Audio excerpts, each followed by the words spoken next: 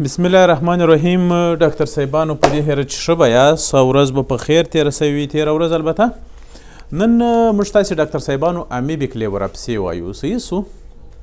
که ستاسې په یاد وي ډاکټر صاحبانو ما تاسو ته د امیب په ځای کې وویل، کله چې ما تاسو ته د کولن ناروغیانې ویلې هلته یا هم د سمال انټسټاین په ناروغیو کې موږ تاسې ویل امیبیک ډیزنټري. په یاد مو دي مال ډیزنټریانې په دوه ډوله دي، لارج انټسټاین کې و فکر کوم ده چې یو چې و باسیلري ډیزنټري و، بل امیبیک ډیزنټري و.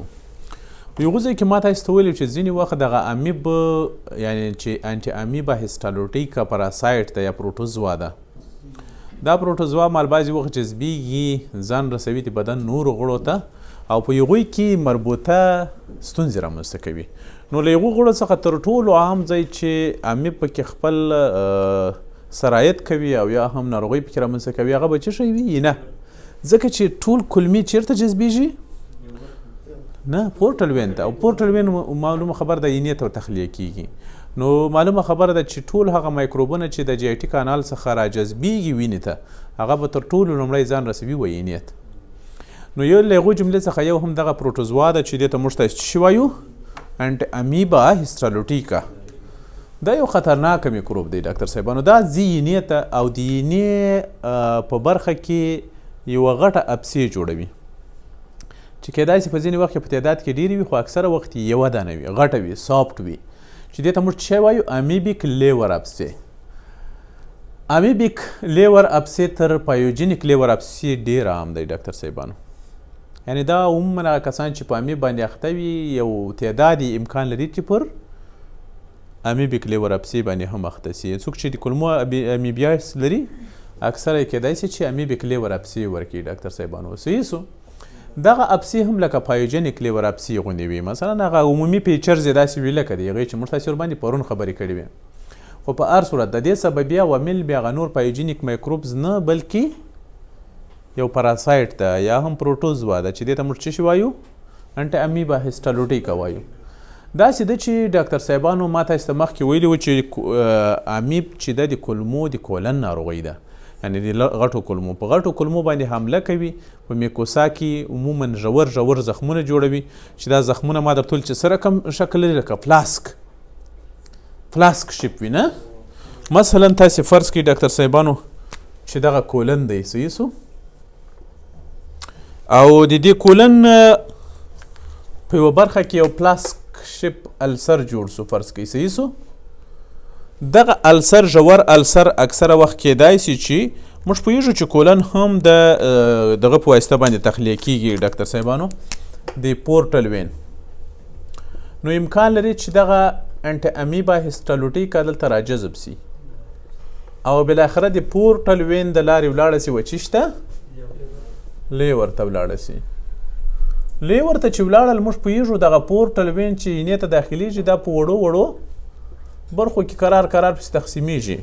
بالاخره تر ټولو کوچنی پورټل وین یا پورټل راډیکار چې ورته وایي دا څه کوي ډاکټر صاحبانو؟ بندوي. چې هغه یې بند کو هلته پکې ود و تکثر کوي، بالاخره قرار شاوخوا انساج نیکروز کیږي او دا پسې غټیږي، په نتیجه کې یوه غټه اپسي ورڅخه جوړه سي چې دې ته موږ څه وایو؟ امیبیک لیور اپسي ورته وایو.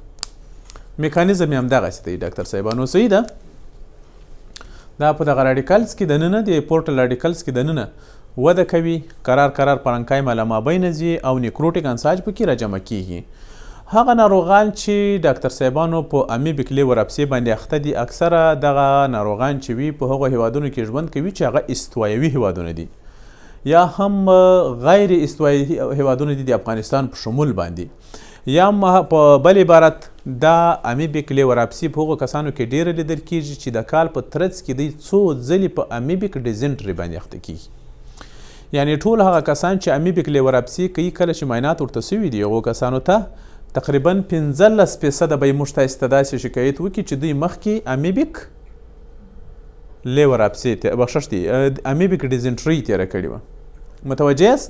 یا هم که چېرته مثلا دوه کسان ته موږ تاسې معاینات وکړو امیبیک لیور اپسې چې چا درلوده، که د سټول معاینات ورته وکړو په سټول کې کیدای شي موږ څه پیدا کړو؟ امیبیک سیسټ 15% کسانو کې په سټول کې د امیبیک سیسټ.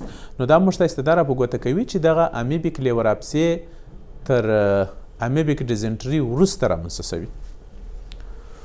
هغه کسان چې امیبیک لیورابسي لري خپل ځان ته اراز ولایم لري ډاکټر صاحبانو. تر ټولو غټ اراز ولایم چې دي د کسانو دا دي چې دا کسان تبه لري خو تبه یې کښته درجه وي. دی عموما د اپر کوادرانټ یا د اپر رایټ کوادرانټ درد او ټینډرنس لري دا کسان، او بعضې وخت کیدای شي چینی هم لږ اندازه په خپل اندازې څخه غټه سوي وي. که چیرته دغو کسانو ته موږ تاسې د ښه تثبیت دپاره د وینې یو رقم معاینات وکړو، د البته د امیب هیموګلوټینیشن په نامه باندې یو رقم معاینات دي. صحیح سو امیبیک هیموګلوټینیشن دا په خاص توګه سره د هغو کسانو دپاره کېږي چې د هیپاټیک لیورابسي ولري ډاکټر صاحبانو. نو تقریبا په هغوی کې به دا پوزیټیو وي. نو په دې اساس موږ تاسې ویلی سو چې دغه امیبیک هیموګلوټینیشن معاینات چې دي دا سنسیټیویټي او سپیسیفیسیټي ډېره زیاته لري د هیپاټیک لیورابسي دپاره. اوس خو دې ته ممکن بعضې وخت یعنې ګورئ زه دا سناریو درته جوړه کړم. یو نفر راغی او په رایټ اپر کوادرانټ کې درد درلودل. ما چې مثلا تاریخچه ورڅخه واخیسته، زه پېشکمن سوم لاړم چې مې ورته وکړو الټراساونډ. په الټراساونډ کې مې چې ولیدو یوه اپسي مې ولیده. اوس خبره دا ده چې دا پایوجینیک اپسي ده که امیبیک اپسي ده. زه باید یو ډفرنشل ډیاګنوز وکړم. د دې پایوجینیک او د امیبیک لیورابسي دغه دپاره زه دوه لارې لرم ډاکټر صاحبانو. یا ورته چې کوم ډایرکټ الټراساونډ ګایډ بایاپسي ورته اخلم، تر ټولو سنسیټیویټي د هغو بیا زیاته ده. او وروسته په یو کې که امیب خو نه معلومیږي پکې که نه سټروپیزیټونه دغه ولا بتري سیسټونه به پکې وي. او که چیرته داسې و چې مثلا همدا کار ناممکن و، نو صرف د وینې معاینات ورته کوم. څه رقم معاینات ورته کوم؟ امیبیک هیموګلوټینیشن. امیبیک هیموګلوټینیشن که چیرته مثبت راغی نو امیبیک د کار نه راغی نو پایوجینیک لیورابسي ده. متوجه یاست؟ اسانه دی که نه؟ ښه. د مارفالوژي له نظره که چیرته موږ ورته متوجه سو دا اکثره وخت یوه وي ډاکټر صاحبانو، او اکثره وخت د اینې په رایټ لوب کې ډېره وخت لیدل کېږي، رایټ او غټ لوب کې، او اکثره وخت ډاکټر صاحبانو تر ډیافرام لاندې په دغو برخو کې هغې خواته نږدې دا لیدل کېږي. که چیرته ډاکټر صاحبانو موږ ورته وګورو سایز یې یو تر بله فرق کوي، خو تر ټولو غټ سایز یې د یو نارنج په اندازه وي. ګوري غټ وي که نه، او دا یا د یو مالټي په اندازه باندې غټ وي ډاکټر صاحبانو. رنګ یې هم ډاکټر صاحبانو سور رقمه یا هم نسواري رقمه رنګ وي، او په مابین کې یو رقم مواد لیدل کېږي ډاکټر صاحبانو، ژیړ رقمه یا نسواري رقمه، لکه د چاکلیټ نسواري رقمه دغه لکه چاکلیټ ته ورته د چاکلیټ ساس. صحیح سو چاکلیټ ساس رقم یو رقم نسواري رقمه مواد پکې راجم شوي وي. د هیستالوژي له نظره چې موږ وګورو د مابین کې به څه وي، نیکروټیک مواد به پکې وي، ډیجنریټیو لیټر حجرات لیور حجرات به پکې وګورو، لیکوسایډ به پکې وګورو، ریډ بلډ سیل به پکې وي، سټرنډ کنیکټیو ټیشو، او تر ټولو مهم شی چې موږ پکې پیدا کولی سو هغه به څه وي؟ خپل امیبونه به پکې پیدا کړو.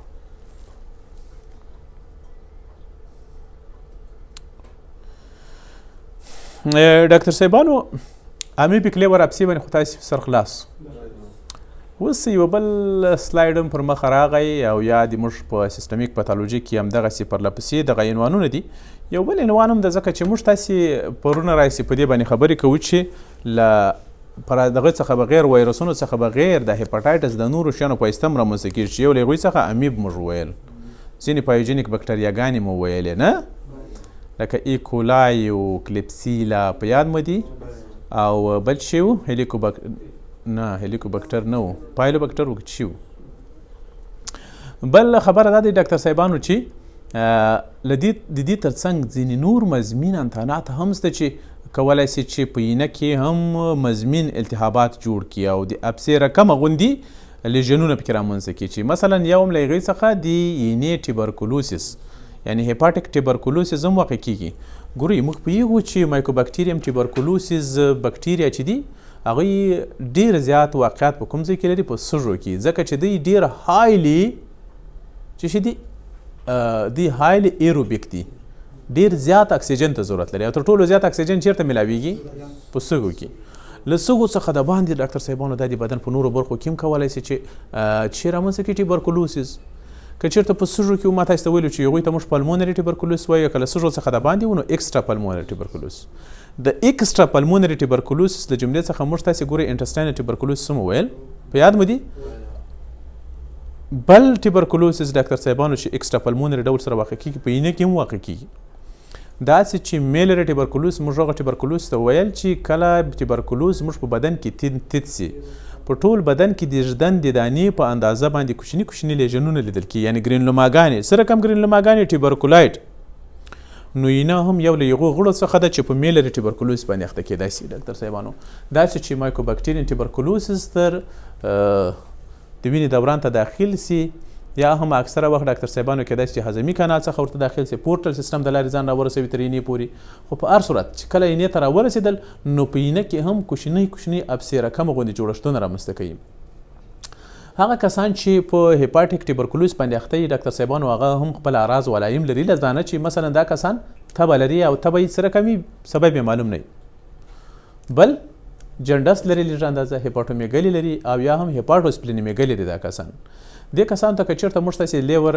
معاینات وکړو یعنې هم LFT معاینات ورته وکړو نو په هغوی کې به الکلاین فاسفیټیز پکې مثبت راشي او کېدای شي چې که زیات د اینې حجرات پکې تخریب شوي وي د ټیبرکلوسس له وجې نو بیا به SGOT و STPT به هم پکې لوړ راشي متوجه یاست نو سر مو خلاص چې ولا په اینه کې یو مشکل سته تر ټولو ښه خبره دا ده چې موږ تاسې له اینې څخه بایاپسي واخلو په بایاپسي کې به څه شی وګورو ډاکټر صاحبانو ټیبرکلوس مو په یاد ده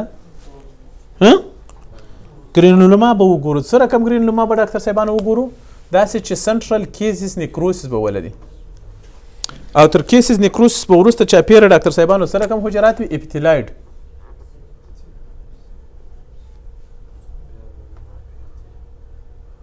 بیا به څه رقم حجرات وي مولټي نیوکلیټډ جینټ سیل او تر هغو چاپیره به بیا څه وي لیمفوسایټونه وي نه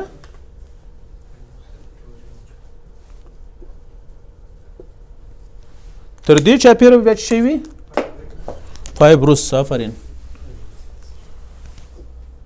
تر دې چاپیره به فایبروس کپسول وي